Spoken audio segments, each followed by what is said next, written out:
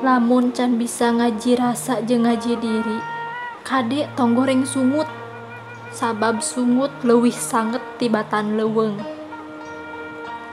Hei, jang maraneh anu sok ngomongkeun urang ditukangeun, ngajelek-jelekkeun urang ditukangeun.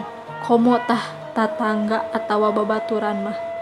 Urang dek nanya, naha genah cicing di tukang wae? Naha eta teh ku betah nu nutur ditukangeun? Ari maneh teh hayang nyalib kitu?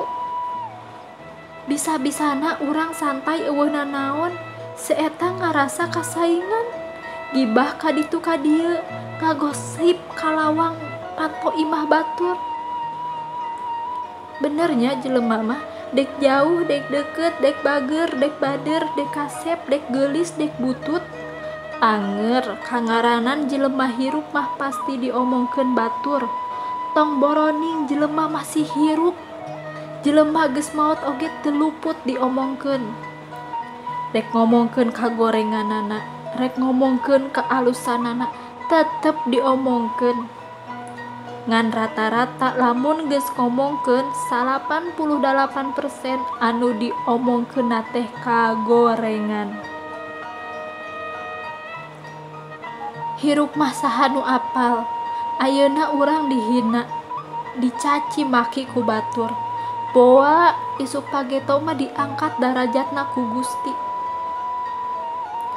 Tong loba teuing ngeluh ngacirikeun pisan ripuhna. Nu geuleuheun mah bakal atoheun. Jeung tong loba teuing pamer lah ngacirikeun pisan sombongna.